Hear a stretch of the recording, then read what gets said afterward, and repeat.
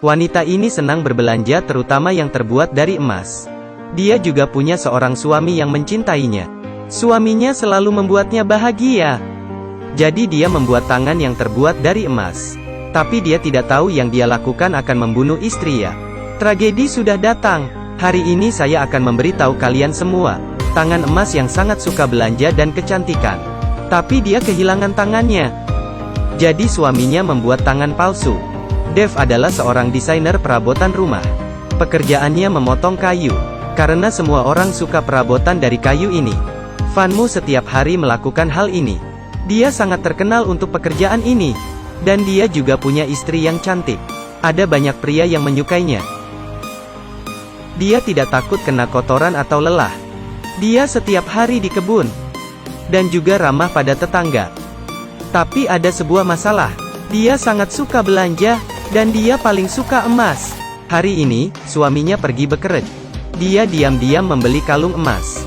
Dan dia bertanya pada suaminya untuk membayarnya. Suaminya sangat baik dan mencintainya. Jadi dia selalu memberikan yang istrinya inginkan. Ketika istrinya sedang mencoba pakaian yang cantik, dia bersiap-siap ingin berbelanja. Tapi teman kerjanya tidak bekerja hari itu. Jadi memintanya untuk menggantikannya. Dia dengan senang membantu. Suaminya menggunakan kapak memotong kayu. Tapi ada sebuah masalah. Kayu itu tertahan sesuatu. Akhirnya ketika ia kembali menebangnya, pohon itu tumbang ke arah istrinya. Dia tidak bisa kemana-mana, kayu melukai tangannya. Kejadian ini sangat cepat. Dia mengambil kapak dan memotong tangan istrinya. Sejak saat itu, istrinya kehilangan tangan. Dia sangat sedih dengan hal itu. Dan juga patah hati. Kecantikannya mulai hilang tidak seperti yang dulu. Semangatnya juga memudar. Untuk membuatnya bahagia, Dave membuat sebuah tangan palsu. Tapi melihatnya, dia tidak suka. Sejak kecelakaan itu, dia tidak lagi belanja. Dia merasa sebagai seorang yang cacat. Setiap malam, dia selalu menangis. Dia tahu istrinya depresi.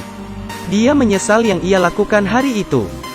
Jadi dia membuat tangan yang lain. Melihatnya, dia merasa terharu. Dia bertanya pada suaminya, "Apakah kamu mencintai saya?" "Ya, saya mencintaimu. Bisakah kamu membuat tangan dari emas?" Keesokan harinya, dia menjual barang-barang berharganya untuk membeli batangan emas, untuk membuktikan cintanya pada istrinya. Ini juga untuk menggantikan kesedihannya. Setelah beberapa hari, tangan emas itu selesai. Istrinya sangat senang dengan hasil yang indah itu. Dia bahkan lebih menyukai tangannya. Sejak saat itu, istrinya berubah. Bahkan anaknya juga melihatnya. Dia seperti seorang putri. Sekali lagi istrinya menjadi seorang yang menjadi pusat perhatian. Apakah benar bahwa tangan emasnya membawa cinta padanya? Jika kecantikan dan materialistik datang bersamaan. Akhirnya tragedi datang. Tidak lama, karena menggunakan tangan emas ini, dia terkena penyakit paru emas. Karena dia terlalu sering mencium bau emas. Dokter menyuruhnya membuka tangan emasnya, agar dia bisa tetap hidup. Tapi dia tidak mau. Dia ingin bersama tangan ini sampai meninggal. Suaminya tidak ada pilihan. Setiap hari menjaga istrinya. Karena dia tidak ingin membuka tangan emas itu. Jadi istrinya tidak bisa hidup lebih lama. Pada malam itu, penyakitnya lebih serius. Dia tidak bisa bertahan. Jadi Dave mendengar permintaannya, dia mengubur istrinya, bersama tangan emasnya. Setelah istrinya tewas, hidupnya jadi berantakan.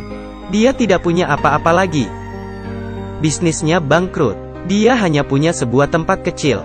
Saat itu, dia melihat kembali foto istrinya. Dia minum beberapa gelas anggur. Kemudian dia mulai sadar. Keadaannya seperti ini karena dia menjual semuanya untuk membuat tangan emas istrinya.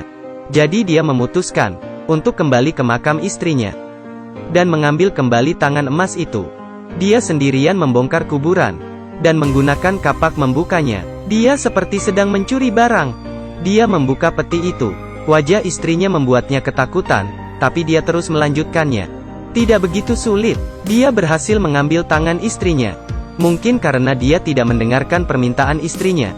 Jadi ketika dia pulang ke rumah, dia merasa ada sesuatu yang mengikutinya. Foto istrinya juga jatuh ke lantai. Foto istrinya juga berubah sedang memegang kapak. Dia berlari ke kamarnya dan menutupinya dengan selimut. Tapi ada banyak daun yang terbang ke rumah. Dia juga mendengar suara. Keesokan harinya, polisi datang ke rumahnya. Mereka menemukan tubuhnya dan istrinya tidur bersama di ranjang. Jadi tetangganya mengubur mereka dengan tangan emas itu. Tidak ada yang tahu bagaimana suaminya meninggal.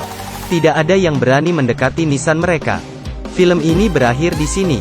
Film ini menurut beberapa orang, ini adalah cerita yang nyata. Ada sedikit kepercayaan mitos di dalamnya.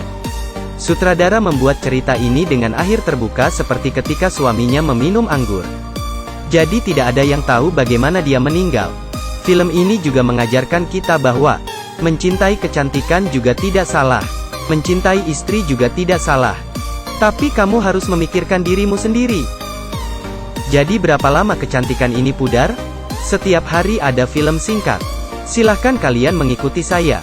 Ini adalah film fantasi Amerika, 50 Steps of Fright.